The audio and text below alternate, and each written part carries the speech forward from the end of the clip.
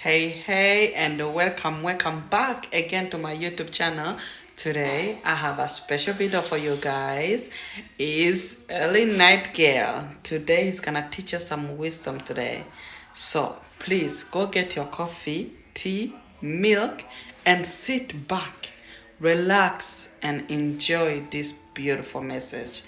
And before I forget, don't forget to hit the like button, subscribe to my channel for more content. I promise you, I will share more content if you subscribe. Okay? So, see you later. Enjoy. Successful people are not people without problems. They have, as a rule, just as many problems and largely the same kind as everyone else. The difference is that they learn to solve their problems. Successful living is nothing more than the ability to solve successfully the problems which are as much a part of living as breathing. The degree of our success will be determined by the extent to which we can solve our problems. If you can tell me what you want, I can tell you how to get it.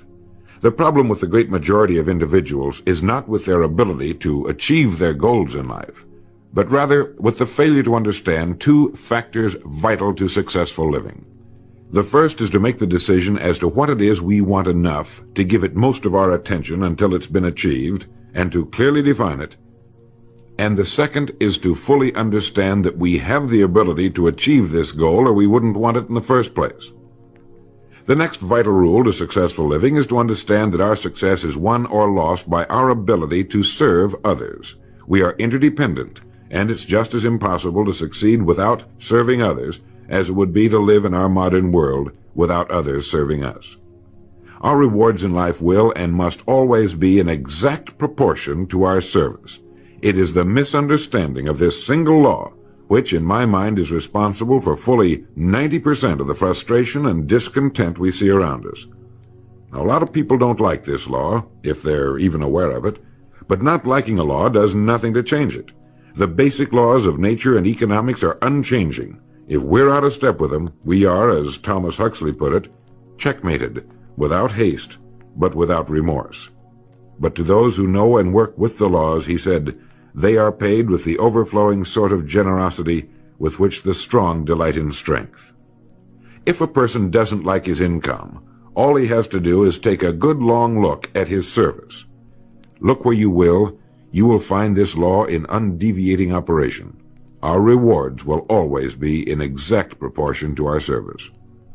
This is the law, then, that lies as the supporting structure of economics and personal well-being, so fix it in your mind. All attempts to sidestep or in any way avoid this law will result in frustration and failure. So this brings up the question, if what I want is more than I now have, how can I increase my service in order to earn it? Well, whom do we serve? We serve people. So let's take a moment to try to understand people. The more we understand them, the better we can serve them. I think of an adult human being as a grown child, doing his best to play for the first and last time on earth this game called life.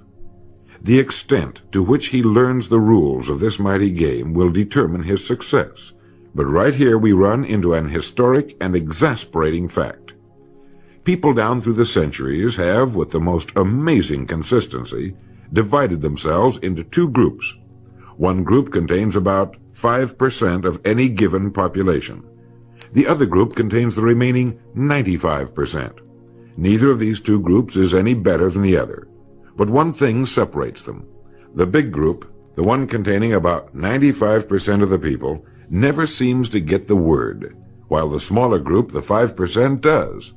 Now, what do I mean by getting the word?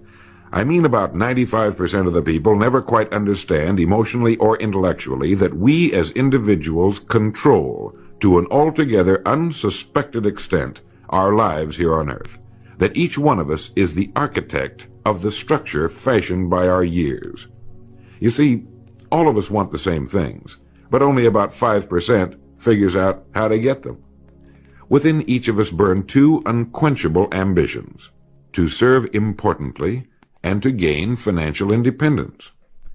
Both of these worthwhile goals are within the reach of all of us, man or woman, but according to statistics, only about 5% achieve both of them. Why? Let's look at it logically. Every human being has a tendency to think, act, and talk like those by whom he is surrounded. This is environment, and it exercises an enormous influence on our lives. We've already pointed out that 95% don't seem to get the word in life.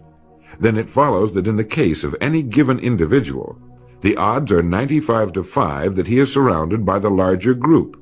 And since a body in motion tends to remain in motion until acted upon by an outside force, that he will continue to conform to his group unless we can do a better job of serving him through knowledge. The failure of most people to live successfully is not caused by their lack of abilities, far from it, but rather in their failure to decide what it is they want, and understanding that our wants are governed by our talents and abilities, and that we are divided into two groups of roughly 5% and 95%, and that it's the 5% group which is successful. So here, let me give you a definition of success which, to my mind, covers the subject completely. Success is the progressive realization of a worthy ideal. That is, anyone who knows where he is going in life is a success. At the moment he makes the decision of what it is he intends to accomplish, of what it is he considers a worthy ideal, he is successful. Once this goal has been accomplished, he is again, by our definition, a failure, until he establishes a new goal toward which to work. To my mind, this is what we as human beings were intended to do, to go through life from one achievement to another, and to finally come to the end of our road here on earth, still reaching, still working toward a new and better plateau on which to stand. For this is to live and live completely, to know as much as we can know, to serve as much as we can serve, to accomplish as much as we can accomplish. Well, since success is the progressive realization of a worthy ideal, why are we faced with only 5% who can be called really successful? Because the best estimates available tell us that only about 5% will ever decide upon and define the one thing they want. One thing, because we can only do one thing at a time. To my mind, the story of a person's life is the story of a quest, a search to which he devotes his life. We know that the happiest people on earth are those who know exactly what it is they seek and set boldly out to find it. And while we're all dreamers, the fortunate ones are those who have found a dream so exciting and worthwhile that they'll devote a part or all of their lives to making that dream come true. But while all dream, by far the great majority, that 95%, never realizes that a persistent daydream is often the point on which we should set our compass, the place toward which it is meant for us to journey. The tragedy is that the great majority shrugs off this built-in direction finder and returns to the wide, visible, well-marked road in life which they feel must be the best road because it carries the heaviest traffic. Well, let's make this point clear. The road in life with the heaviest traffic is not the best road to follow, for it is the road of the 95%. It is the road with no more opportunity, and with 19 times as much competition. Of all the billions of human beings who've lived on Earth, all great advances, all great ideas have come from just a handful, a few thousand out of billions. Now, how have the people as a group reacted to the great ideas? Every great leader and thinker, from Socrates to the Wright brothers, has been scorned, ridiculed, poisoned, imprisoned, stoned, pilloried, burned at the stake, or crucified. Mankind as a group has made a consistently grisly game of tormenting his saviors. Why? Lack of information, lack of knowledge. It comes from following the wrong crowd. What can we learn from all this as individuals? Two things. One, to amount to anything as individuals, we've got to be individuals. We've got to have individual goals, individual thinking, individual action. And two, we must never conform to the great mass of people. We must love them, help them, for our joy and success will be determined by the extent to which we serve them. But we must never lose our individuality and identity by permitting ourselves to be submerged in this suffocating sea of indirection and purposelessness.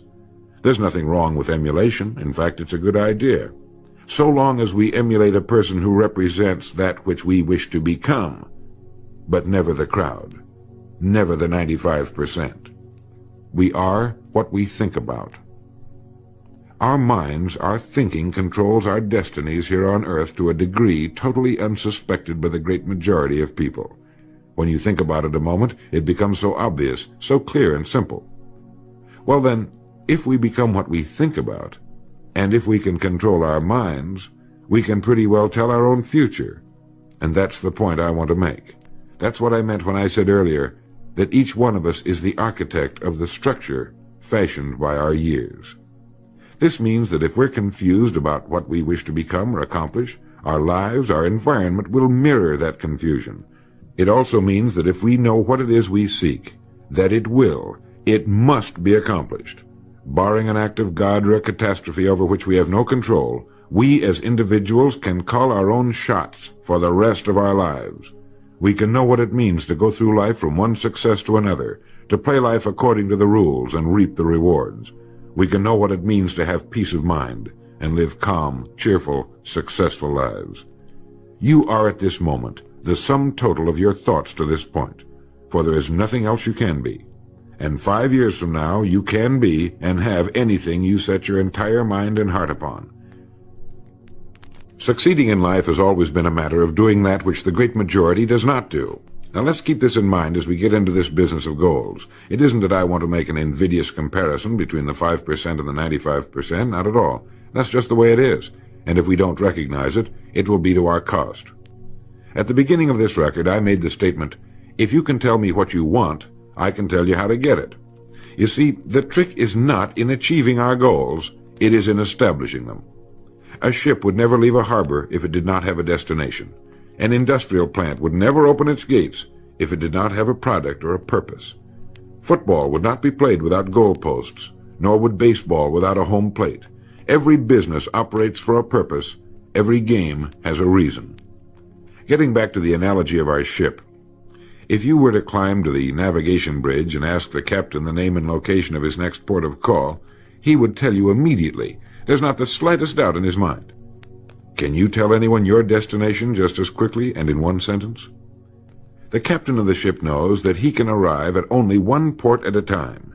He knows that it's impossible to arrive at two. Do you know that? He also knows that his destination will be invisible for fully 99% of his voyage, but he knows it's there, and that he'll reach it, barring an unforeseen catastrophe, if he will just keep doing certain things a certain way every day. One fine morning his destination will appear on the horizon. He'll sail into port, his voyage successfully completed. When his business has been accomplished, he'll then sail to another predetermined port of call, and this will take him and his ship from one success to another for the rest of both of their lives. By understanding that he can reach only one port at a time, the owner of a ship can, in the short space of a very few years, reach hundreds of ports successfully. There'll be problems, lots of them, but they'll be solved, and the ship will steam its solitary course over the deep oceans of the world, devoting its life to accomplishing its mission and contributing its share to the welfare and economy of the world. Men and women who follow this sensible, obvious, and meaningful way of life will do the same. But the paradox is that most are like ships without rudders. They're subject to the whims of wind and tide. And while they hope they'll one day arrive in a rich and bustling port, you and I know that for every narrow harbor entrance, there's 1,000 miles of treacherous and rocky coastline. The chances of their just drifting into port are 1,000 to 1 against them. These are the unfortunate people who, not knowing the rules, believe that circumstance controls our lives. They believe in luck and superstitions, fate, the breaks. They believe that success comes as the result of who you know, not what you know. And while they cling to their false alibis, life passes them by. For the rules of life are just, and they are checkmated, without haste, but without remorse. Now what about you? Remembering that the definition of success is the progressive realization of a worthy ideal, what's the ideal toward which you are working, now, today, yesterday, and tomorrow? Can you write it in one sentence? Is your goal sharply and clearly defined? I mentioned on the first side of this record that I could tell you how you could be and have anything you set your mind on in 5 years. To better understand this, you must examine one of the most overlooked facts in the world. It is that every job, no matter what it may be, holds somewhere within itself the key to everything we want in life, the key to greatness. But we must look for it, and we must think. Decide to become a professional at your business. You see, we can either compete or create. If we compete with all the other people in our line of work, we must be willing to accept the same rewards. If that's what we want, fine.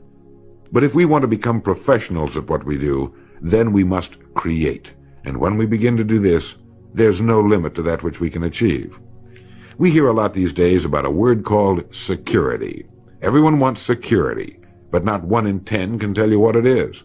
Most people will tell you that security rests with a job. This is impossible. There is no such thing as a job that represents security.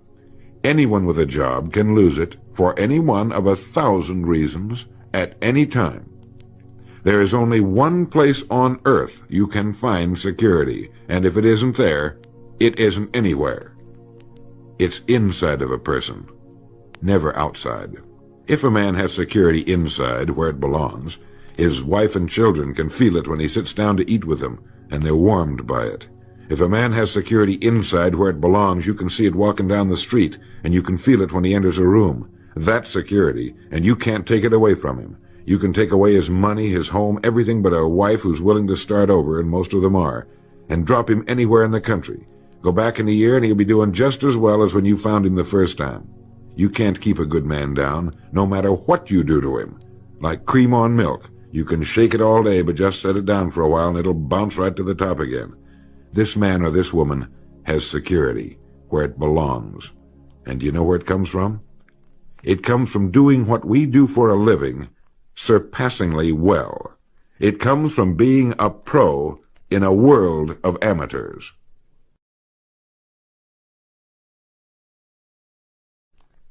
Becoming a pro isn't difficult. It comes from knowing what to do with time. It comes from knowledge, planning, and working. First, knowledge. This means learning everything we can about what we sell, learning everything we can about people, since that's who we sell, and learning everything we can about selling, since that's our profession. What we sell, who we sell, and how to sell. Those 3 subjects would fill a large library, but we can take things one at a time, and by devoting an hour a day to study, we can become outstanding professionals in 5 years or less. And it's the professionals in this business who can write their own tickets, good times or bad. They can live where they choose, and being professionals, work when they choose. Second, planning. This means writing down the specific goal we're now working toward. It means writing in detail about the first port of call we want to reach, realizing that we can only reach one at a time. It means selecting the income we feel will represent financial independence to us. Once this has been selected, we know exactly what we must do in order to reach it. As soon as our first goal has been reached, we can set a new one. The person who does this is the person people call lucky. Good things just seem to happen to him. The so-called breaks start coming his way. But it's a result of planning and working positively that attracts the good things to us. I can't emphasize too much the importance of describing your goal in detail. If it's a beautiful new home, get the actual plans, or at least an elevation drawing of the home, and carry it with you so that you can look at it regularly. If it's a certain amount of money, write down the specific amount for the coming year to the penny, and then work your plan. Whatever your goal may be, write it down in detail. Then you're like the ship. You're on course, and you reach more successful ports in a few years than most men do in a lifetime. And third, working. Working more than the average, if we're going to achieve more than average results, is necessary, of course. But with proper planning and with knowledge, it seems easy. Moreover, to work, we need energy, and energy is inextricably linked to desire. Unless we have a desire to do a certain thing, we find ourselves without the energy. But you will never find desire without energy. Once our goal has been crystallized in our minds and we realize that we become what we think about, our doubts vanish as to whether or not we can achieve our desired ends, and with the picture of our dream in our mind, we have abundant energy. Compared with what we ought to be, we're only half awake. Our fires are damped. Our drafts are checked. We're making use of only a small part of our possible mental and physical resources. Stating the thing broadly, the human individual thus lives usually far within his limits. He possesses powers of various sorts which he habitually fails to use. He energizes below his maximum, and he behaves below his optimum. And then he wrote, excitements, ideas, and efforts, in a word, are what carry us over the dam. He goes on in this excellent essay to point out that we have deep reservoirs of abundant energy that we habitually fail to use, and that by pushing past the first false feeling of fatigue, we will find an exhilarating second wind that will take us to our goals. This is why in studying the lives of the world's great men and women, we find they seemed to be indefatigable. Work meant nothing to them, because what they were doing, where they were going, filled their entire worlds. Frequently, people find it difficult to establish a goal toward which to work. Realizing that we cannot be successful without a goal, here's a good way to solve the problem. Get off by yourself, and where you can think without being disturbed. Then, write on a sheet of paper a complete description of the person you would like to be, and the things, in being this person, you would have. Once this has been done, start acting the part of the person you wish to become. Carry as often as you can a clear mental image of the person you want to be, and begin to be that person. Soon this will become so knit with habit, it will lead you without fail to the goal you seek. You see, when you begin to do this, you're using your greatest power, your mind, and you will become what you think about. The only thing about a man that is a man is his mind. Everything else you can find in a pig or a horse. Think about that line until you know what it means. The only thing that sets us apart as human beings is our divine minds. Everything that means anything to us, our love of our families, our faith, our dreams, our talents and abilities, our religion, everything we know, is connected to us solely through our minds. Our minds represent our hope and our future. Yet, as a rule, it is the last place the average person will turn to for help. Your mind contains riches beyond belief, but you must prospect this rich and largely unexplored continent, and the only way it can be prospected is by systematic study and systematic thinking. Your mind is like a muscle. It will develop only to the extent that you use it, no more. By devoting an hour a day to study, you're building your mind into a powerful and creative servant. If you only do this 5 days a week, it comes to 260 hours a year. That's 1,300 hours in 5 years, or the equivalent of 162 8-hour days devoted to study and research. Believe me, if you'll do this, in 5 years you'll be one of the most accomplished professionals in your field, and you'll have the world on a string. You will virtually be able to write your own ticket. The average man works 8 hours a day, about 50 weeks a year, for 40 years. That's time enough to become great at anything. The time will pass anyway. We might as well reap the rewards.